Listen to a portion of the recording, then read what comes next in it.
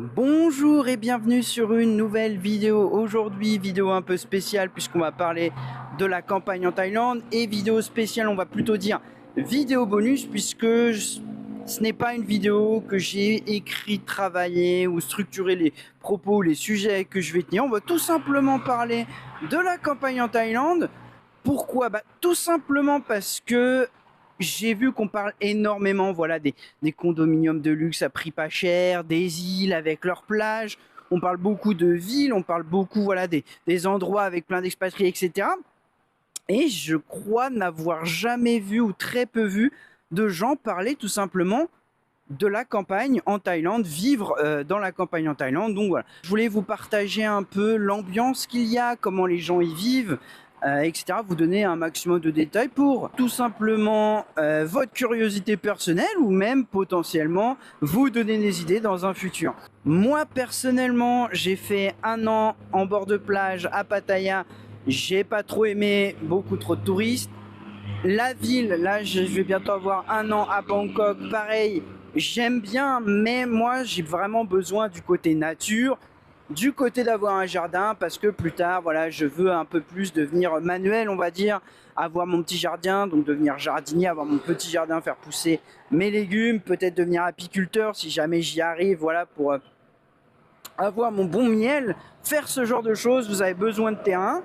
Et une des autres raisons, c'est que par exemple, les îles paradisiaques, pareil, il y a les belles plages, il y a les belles maisons, etc. Mais encore une fois, sur ce genre d'endroit, il y a quand même assez peu de taille. Et voilà, c'est juste mon avis personnel, mais voilà, j'aime vraiment, vraiment. De toute façon, on va en parler. Voilà, la culture thaïlandaise qui me correspond énormément, et donc du coup aller dans des endroits avec beaucoup de touristes, avec beaucoup d'expatriés, c'est pas ce que moi je recherche en termes de social. Voilà, tout simplement. Donc on va commencer par, je dirais, il y a deux gros avantages à vivre à la campagne. Le premier étant le plus simple, voilà, c'est d'un point de vue monétaire. Vivre à la campagne, alors je précise, la campagne thaïlandaise, c'est tout ce qui n'est pas ville. Et bien que je ne sois pas un expert de la Thaïlande, j'ai pas été énormément en Thaïlande. On croise très rarement des villages, là où en France on va avoir très très très très souvent des villages. Donc ça va être vraiment un rassemblement de personnes avec des maisons pour former, voilà, des petits. Souvent il y a peut-être quoi, une boulangerie, parfois une école. Voilà, c'est des choses, juste un rassemblement de personnes. En Thaïlande, il y a beaucoup de villes, mais très peu de villages. Par exemple, je vous montrerai de toute façon un petit peu après. On verra comment je vais structurer la vidéo, mais très souvent, vous avez donc les routes principales en Thaïlande, et tout le long de la route, en fait, des gens, des habitations. Et c'est comme ça pour l'instant. Enfin, là, je parle du sud de la Thaïlande. Parce que oui, j'ai oublié de préciser, là, ce que vous voyez derrière moi, je suis dans le sud de la Thaïlande, donc ce qu'on appelle la campagne, enfin moi ce que j'appelle la campagne, hein, tout simplement ce qui n'est pas une ville. Et c'est vrai qu'il y a très peu voilà, de regroupements, de structures de villes. C'est plus plein de maisons mises voilà, les uns unes à côté des autres, donc on parle plus de voisinage, voisins. Donc pour revenir sur le côté économique, je vais vous donner un chiffre que j'ai, voilà, avec la facture, tout ça. 200 000 bahts pour une maison, on va dire, alors je n'ai pas les chiffres en mètres carrés, chambre, salon, cuisine, toilette, douche, avec du terrain, donc un terrain, voilà, assez de terrain pour pouvoir faire une partie de foot à 4-5, pas plus. 200 000 bahts, donc c'est à peu près 6 000 euros. Voilà. Vous avez le terrain et la maison, sachant que, attention, j'ai oublié de préciser, bien évidemment, je préciserai, je donnerai plus de détails après, mais les maisons en Thaïlande, dans la campagne, c'est pas la même chose qu'en France. Pour vous donner voilà, les choses qui peuvent un peu choquer, très souvent ces maisons-là, c'est pas de douche eau chaude, c'est des réservoirs d'eau, donc voilà, ça va être eau froide, enfin tiède, parce que bon, il fait quand même chaud en Thaïlande, donc c'est souvent de l'eau tiède. Et toilettes sèches, c'est-à-dire des toilettes où il n'y a pas de chasse d'eau, tout simplement. Je préfère préciser ça. Voilà, et pareil pour ce qui est cuisine, c'est une cuisine en Thaïlande, donc c'est pas voilà, avec quatre plaques chauffantes, un évier et tout un tas de trucs. Non, c'est des plans de travail, un évier. Enfin, c'est même pas un évier, parce que voilà, on utilise très souvent.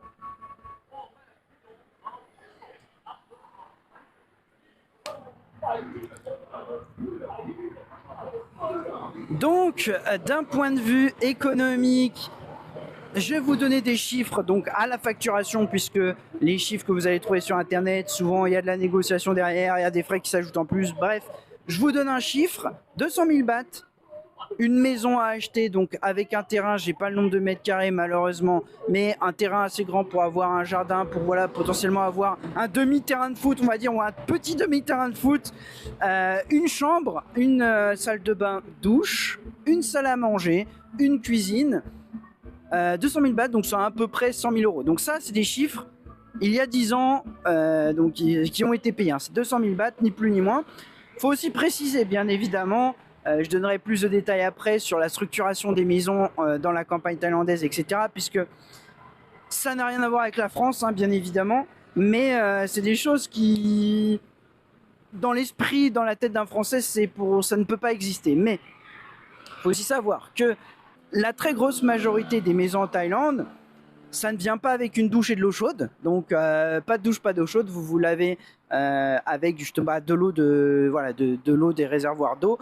Vous n'avez pas une plomberie en mode il y a plein d'éviers, plein d'eau courante, etc. partout. Vous avez quelque chose d'assez basique, qui vont vous être utiles. Voilà, vous avez un énorme réservoir par exemple dans les toilettes. Vous prenez votre petit, voilà, c'est un tout petit seau. Pour la douche ou pour justement les toilettes qui sont des toilettes sèches, toilettes à la turque si vous préférez.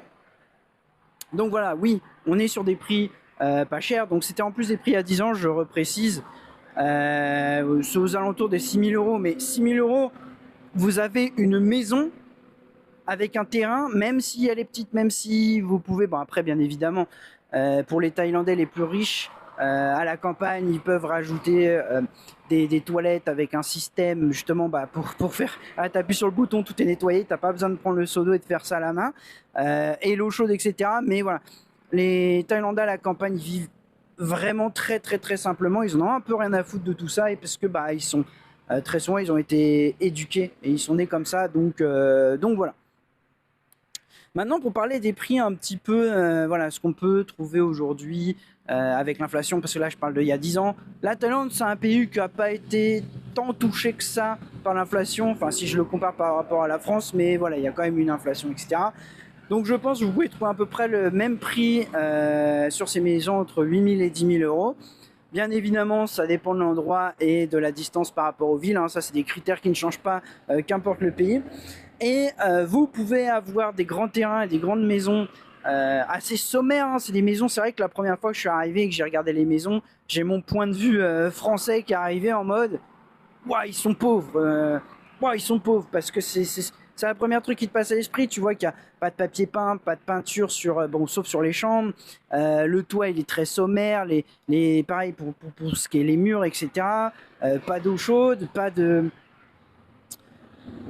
Voilà, en termes de plomberie, etc., t'as pas un évier, t'as pas plein d'éviers partout, etc. C'est très sommaire. Et que ça soit dans les maisons où j'ai pu visiter, que dans toutes les maisons en fait que j'ai pu visiter, j'ai dû en visiter peut-être entre 12 et 15. Toujours pareil, voilà, c'est toujours le même principe, plus ou moins grand. Par contre, évidemment, tu as un bon système électrique avec la clim, etc. Là, et du coup, en fait, moi, de mon point de vue français, je me dis, waouh, c'est très très pauvre. Mais d'un point de vue thaïlandais, pas du tout. C'est très simple, oui, c'est certes.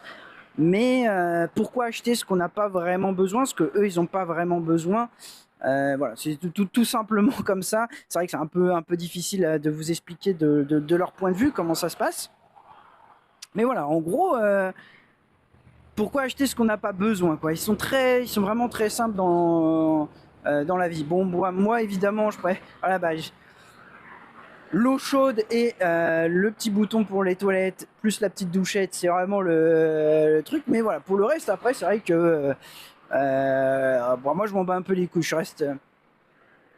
j'ai jamais eu besoin d'énormément de choses, donc ça me va. Et donc, ouais, pour continuer sur des planches de prix, vraiment pour un 30 000, 40 000 euros, vous pourrez vraiment avoir une maison vous pourrez avoir des enfants, 2, 3 enfants, avec un terrain assez grand pour faire plus ou moins ce que vous voulez, etc. Bien évidemment, ça dépend encore de l'endroit.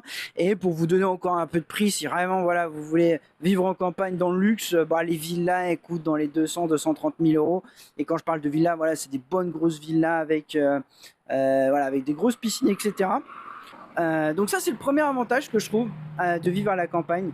Si vous avez un mode de vie, vous avez, voilà, vous en avez marre de bosser beaucoup, longtemps, pour un patron, mais que ça vous casse les couilles et tout, vous commencez, je sais pas moi, à vouloir travailler en mi-temps, avoir plus de temps libre, ou ce genre de choses, donc avoir des revenus potentiellement plus faibles, et ben la campagne, c'est une super solution, parce que, vu que c'est vraiment pas cher, vous pouvez continuer à mettre de côté, tout en travaillant moins, et par exemple, je sais pas, moi je vous prends des exemples, si j'ai envie de faire plus de vidéos YouTube, plus de streaming, voilà, avoir des animaux, un poulailler, du jardinage et de l'apiculture, eh bien, ça demande ça demande du temps, mais il faut quand même aussi des revenus, même si le prix de la nourriture est pas cher, il faut un minimum de revenus.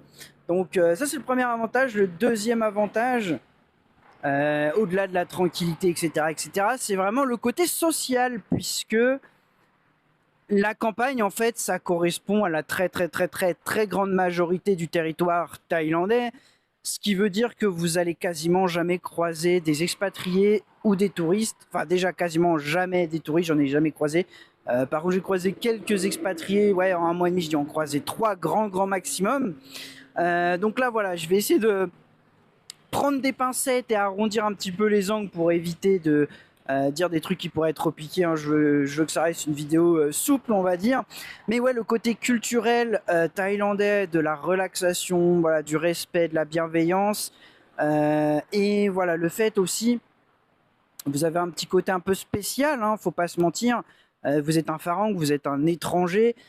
Et un des côtés positifs ou négatifs, après ça dépend des gens, moi je vous parlais de mon point de vue, de ma façon de penser, d'ailleurs je précise, hein, y a des sujets ou des choses comme ça, c'est mon point de vue, ma façon de penser, mon expérience. S'il y a une personne qui en a une différente, ça veut pas dire que moi ou cette personne est en tort, hein, ça reste un partage, le but c'est de partager les informations, de prendre les expériences des autres et voilà, de créer la sienne, voilà, de s'ouvrir un peu. Bref, ce que je voulais dire, c'est que le fait d'être cet étranger dans une culture où les gens sont ultra bienveillants, curieux, voilà, vous êtes, enfin, ils sont curieux, ils sont un endroit trop bien et tout, tu viens d'où, qu'est-ce que tu fais, vous allez voir pas mal de discussions et voilà, c'est vraiment, vous avez ce petit côté sentiment qui peut être soit sympa, soit un peu chiant, c'est quand encore une fois, ça dépend de les goûts, les couleurs, mais c'est vraiment ce côté, je vais vous prendre un exemple, c'est très difficile à expliquer hein, socialement par rapport à la France, comment c'est, puisque ça reste des trucs assez similaires, mais c'est plein de petits détails qui fait que ça change tout. Je vais vous expliquer par exemple le jour de l'an, j'ai croisé, donc voilà, on fait le jour de l'an dans la famille de ma femme, on croise pas mal de monde. Et en fait, par exemple, je vous prends un truc, un jour de l'an, on fait, voilà, on a préparé des petits cadeaux, donc c'est de la bouffe. Hein. Très souvent d'ailleurs, les cadeaux c'est de la bouffe. Voilà, des gâteaux faits maison et tout. Tu les mets dans un petit paquet cadeau, Merry Christmas, tout ça. Enfin bref, et on est parti distribuer ça à la famille, puis mais aussi aux voisins et aux voisins de la famille, parce que c'est comme dit, les voisins, c'est un peu votre famille. Il n'y a pas ce côté, oulala, ta barrière, elle est à 2 cm de mon terrain, je vais te faire un procès au cul ou ce genre de truc, qu'on peut assez voir souvent malheureusement. Là, c'est vraiment... on va pas parler du mot famille parce que c'est pas vraiment une famille, mais on va dire, ça arrive que, voilà, moi par exemple, je vous prends encore un autre exemple, mais voilà, c'est bientôt l'heure du repas, on va manger donc avec ma famille du coup. Et voilà, tu as des voisins ou d'autres membres de la famille qui viennent passer. Ah, vas-y, on mange ensemble, tout ça. C'est très convivial. Voilà, très convivial. Et ce, avec tout le monde. C'est-à-dire que moi, je suis un étranger, je suis une autre personne. Il n'y a quasiment aucune différence. Alors, il y en a bien évidemment, mais je suis traité comme un membre de la famille. Donc voilà, les différences sont... Ils font juste un peu plus attention parce que voilà, le temps d'apprendre bien les gestes culturels, etc. Ils sont un peu plus bienveillants et un peu plus souples, on va dire. Mais voilà. Et ce côté social, culturel, bienveillance, tu l'as tout le temps, partout. Et moi, personnellement, je trouve ça vraiment très agréable. T'as vraiment aucun problème. Enfin, encore une fois, de mon expérience, tu vas pas croiser un touriste ou un expatrié, voilà, qui va dire de la merde sur les tailles, qui va, voilà, je sais pas moi, qui va jeter un mégot par terre. Tu vas pas avoir. Alors attention, les Thaïlandais ne sont pas parfaits, hein, bien évidemment, mais par rapport à ce qu'il y a et ce qui se passe et la culture et comment les choses fonctionnent, ça me repose tellement. Voilà, je peux sortir et faire des activités sans qu'il y ait des choses voilà, qui me font grincer les dents. Dans les choses aussi que je peux, dans les choses que je peux aussi rajouter, il va y avoir le commerce de proximité. Le côté de vivre en Thaïlande pour sa bienveillance, son respect et cette tranquillité, que ça soit la tranquillité de vie, la tranquillité sociale, ce côté on n'a pas de pression avec des tas de pubs, on n'a pas de pression sociale, on n'a pas de pression où voilà, faut acheter un tas de trucs, faut avoir une maison bien remplie de plein de choses. La vie simple. La Thaïlande, c'est la vie simple et la campagne, vivre en campagne en Thaïlande, c'est justement tous ces côtés positifs de la Thaïlande décuplés. Alors évidemment, ça va pas forcément plaire à tout le monde, hein. Le but, c'est de, voilà, vous avez les informations un peu de ce qui se passe, comment ça se passe, etc. C'est de vous donner un maximum de choses. Mais c'est vraiment ces côtés que moi j'adore qui sont décuplés. Du coup, je vais aussi ajouter des petits trucs cool de la campagne, le commerce de proximité. Quand vous venez dans la campagne en Thaïlande, vous allez vous apercevoir qu'il y a beaucoup de maisons qui font maison et commerce. C'est-à-dire que par exemple, vous allez dans une supérette avec, je sais pas, vous allez acheter des gâteaux, de la nourriture, du poulet, je ne sais quoi, quelque chose, une petite supérette, et en fait vous êtes chez des gens. Parce qu'il y a beaucoup de personnes qui font du coup, bah voilà, ce côté, vous avez votre habitation avec de la superficie que vous n'utilisez pas, bah du coup on va transformer ça en magasin, en service, etc. Un garage, ça va se transformer en, par exemple, endroit pour réparer les voitures, etc. Ou tout simplement, par exemple, je sais pas, laver vos vêtements, acheter des packs à glaçons. Ce commerce de proximité, c'est quelque chose d'assez agréable parce que bah déjà c'est pas loin, voilà, tu regardes, tu fais les maisons voisines jusqu'à temps que tu trouves quelqu'un qui vend ce que toi tu as besoin, et c'est super agréable parce que tu fais du business, tu as le petit côté business sans le côté voilà, ultra chiant à vendre à plein de personnes, c'est juste un peu du bonus quoi. Et quand tu as besoin de quelque chose, bah tu vas chez la personne qui est le plus proche qui la vend, et voilà, il n'y a pas de... Et c'est aussi bah, forcément très peu cher, parce que je pense, à mon avis, qu'il doit pas y avoir trop de taxes, si vous voyez ce que je veux dire. Mais ouais, là, ce côté commerce de proximité qui est vraiment cool. Quelqu'un a besoin de quelque chose, voilà, il va demander, hein. Les Thaïlandais, ils sont pas difficiles, le business c'est le business. Si tu as besoin d'un truc et que moi je l'ai, je peux te le vendre. Vous voyez ce que je veux dire? C'est aussi des choses qui sont voilà, agréables. Sinon, comment les gens y vivent concrètement, alors, comme je l'ai un peu expliqué, déjà, il n'y a pas de prise de tête. C'est vraiment la relaxation. Si par exemple, je sais pas moi, il y a un voisin, et ça c'est des choses un peu spéciales, mais qui pareil, encore une fois, ils sont un peu difficiles à comprendre. T'as un voisin qui a un mois de vie un peu difficile, hop, et alors, attention, c'est peut-être pas partout pareil, c'est peut-être que des cas particuliers. Je vous partage encore une fois mon expérience. Je reprécise parce que voilà, il y aura toujours forcément une personne qui va rien comprendre, qui va mettre des messages là, moi c'est pas comme ça, tu racontes n'importe quoi. Vous connaissez un petit peu les bails, mais voilà, quelqu'un qui potentiellement un peu un fin de mois difficile et tout, qui peut aller venir manger du riz, ou c'est, la table est ouverte. On n'est pas dans l'économie en fait, c'est-à-dire qu'on va pas économiser des milliers d'euros pour partir en voyage par exemple. On va plus, si on a de l'argent, bah voilà, les voisins, ils peuvent venir manger du riz ou avec du poulet ou ce genre de choses. Comme j'ai dit, il y a des relations qui sont... après, je suppose que quand les relations avec les voisins sont très bonnes, je suppose aussi en Thaïlande, elles peuvent être mauvaises. Mais voilà, il n'y a pas le côté... tu vois, il n'y a pas le côté honte de demander, honte d'accueillir quelqu'un à sa table. Il n'y a pas ce côté très... quoi, t'es pauvre, hein, vous voyez ce que... Bah, de toute façon, bref, vous voyez ce que je veux dire. Et vraiment, c'est la vie sans prise de tête, et c'est vraiment très agréable. Encore une fois, excusez-moi, je n'arrive pas. C'est des notions qui sont très complexes et difficiles à expliquer. Je fais de mon mieux. Je vais m'améliorer avec le temps, vous inquiétez pas. D'ailleurs, n'hésitez pas à faire vos retours, même négatifs, hein. Un petit retour constructif qui me dit comment m'améliorer, comment ça peut être mieux, hein, que ce soit le micro, le caméra, etc. Tant que je peux faire, je le ferai.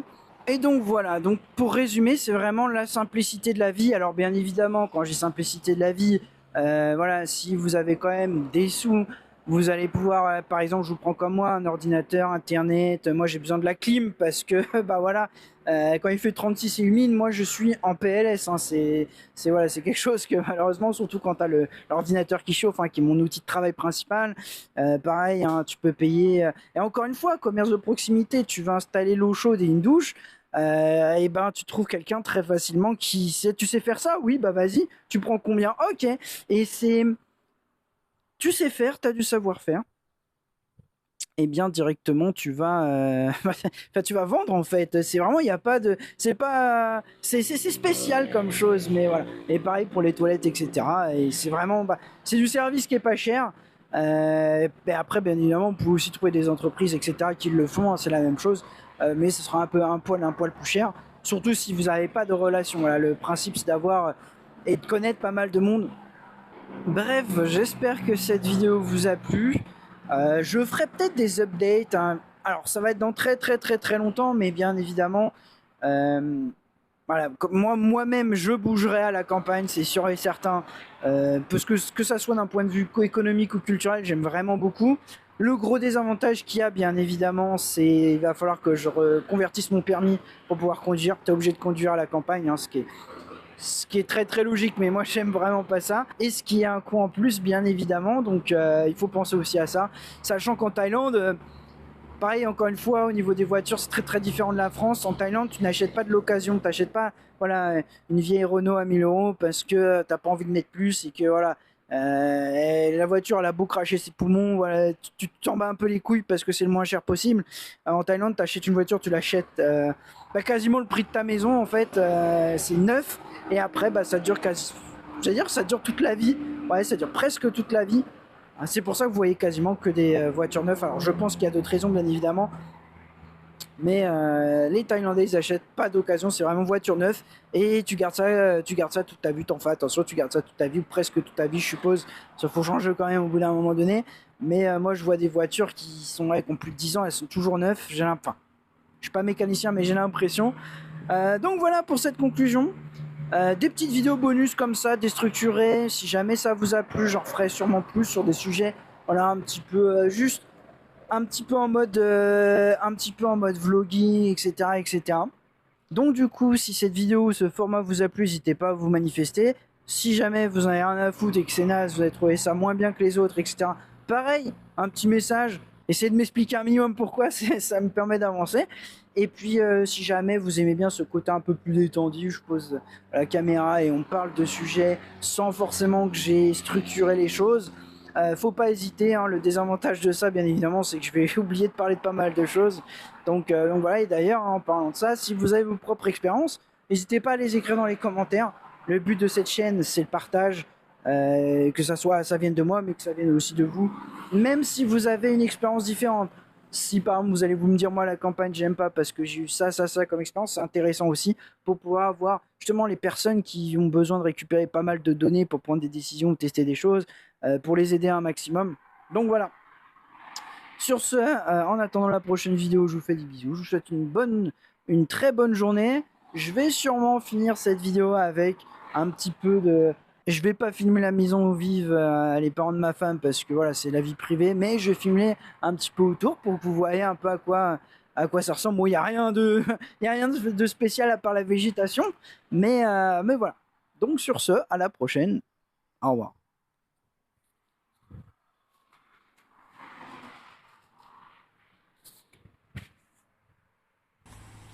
Donc sinon pour présenter, il va y avoir un peu de ressemblance avec ce qu'on peut trouver en France. Donc là par exemple on a un lac avec des poissons. Ici vous avez, hop, ici là, une petite ruche pour l'apiculture.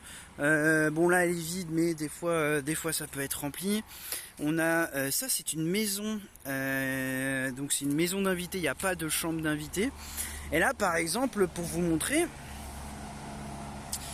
Pour vous donner un exemple, donc là on a le terrain, hop, ici là en face c'est une sorte de 7-Eleven, donc c'est des gens qui habitent ici, mais on va dire dans leur salle principale, plutôt d'avoir un salon et des trucs, ça va être des choses à vendre, donc vous allez pouvoir retrouver tout ce que vous trouvez dans un 7-Eleven, et après, par exemple, là, si on marche, on va avoir les voisins. Et donc là, par exemple, de l'autre côté, il n'y a pas d'habitation. Il va y avoir des habitations que de ce côté-là de la route, mais ça va dépendre de là où vous vous situez. Et ouais, effectivement, vous allez avoir des voisins, mais vous allez avoir des voisins qui seront quand même assez éloignés, quoi. Et du coup, c'est pour ça que je dis que c'est vraiment pas du tout en mode village. Et ça, c'est vraiment la grosse majorité de la campagne en Thaïlande. Alors, vous allez avoir des villages, bien évidemment. Mais la grosse majorité, ça va être ça, justement. C'est vraiment les maisons à côté de la route principale. Qui sont étalées avec du terrain, etc. Comme vous pouvez le voir. Hop. Jusqu'à là-bas, je sais pas si vous pouvez le voir, mais vous avez bien 20 mètres à chaque fois entre chaque maison. Et là, hop, comme vous pouvez le voir, nous avons là 3 maisons sur peut-être pas assez détaillé, mais voilà. Et sinon, par exemple, quand vous regardez en face, c'est full végétation, sauf quand vous allez de ce côté là, où là effectivement il va y avoir de l'habitation, quoi. Et voilà, pour vous donner un exemple, avec bien évidemment l'évier qui est à l'extérieur pour faire la vaisselle. Et voilà, c'est la simplicité. J'essaie de vous illustrer un maximum parce que c'est vrai que ça peut être difficile à comprendre pour quelqu'un qui habite en France, de comprendre et de voir ce genre de choses. Mais voilà, j'espère que je fais du mieux que je peux. Et un autre détail aussi, donc là ils ont rajouté des barrières il n'y a pas longtemps, mais il faut savoir que par exemple, tiens, je vous prends les chiens qui sont là, hop, ce sont des chiens sauvages. Alors je sais que ça fait bizarre à dire, mais ça ce ne sont pas les chiens, ce sont des chiens sauvages. Donc il faut savoir aussi qu'en Thaïlande, vous allez croiser des animaux. Donc là, ça des chiens sauvages. Bon alors ils sont quand je dis sauvages, c'est parce qu'ils sont pas, c'est pas leurs chiens, c'est pas nos chiens. C'est juste des chiens qui sont là. Et puis vu qu'on file de la bouffe de temps en temps, en gros ils se débrouillent, et on leur file de la bouffe de temps en temps. Et c'est pas des chiens, voilà, c'est pas des chiens. Ils n'ont pas été adoptés ou quoi que ce soit. Ils sont juste là, ils se baladent. Des fois ils vont chez les voisins, etc. Il y a d'autres chiens d'ailleurs par là-bas. Et vous pouvez aussi croiser des animaux, t'as les poules des voisins de temps en temps qui viennent ici, du coup t'as ces voisins là avec les cailles qui viennent se balader, etc. Et puis voilà quoi, c'est bon. Là vous allez avoir des poissons, mais bon ça sert à rien à voir. Mais effectivement vous allez avoir des animaux sauvages, je dis sauvages, c'est juste que vous avez compris, ils sont pas adoptés, c'est pas des chiens domestiques, mais ils vont pas vous mordre ou quoi que ce soit, hein. Ils sont très gentils, c'est comme des chiens, enfin c'est des chiens quoi, ils sont tout gentils, tout mignons, mais c'est juste que ils ont pas leur, ils ont pas leur bol de croquettes, leur promenade ou je ne sais quoi, ils sont juste en liberté en fait, tout simplement, ils font ce qu'ils veulent, ils font leur vie, et bon évidemment vu qu'ils sont nourris, ils viennent ici, mais voilà, bref, j'essaie, voilà. Encore une fois, j'essaie de vous expliquer, de vous illustrer un peu comment ça fonctionne. Donc vous pouvez croiser des animaux très souvent, hein, comme ça, c'est pas dangereux, hein. Il n'y a pas de tigre, de crocodile ou genre de conneries.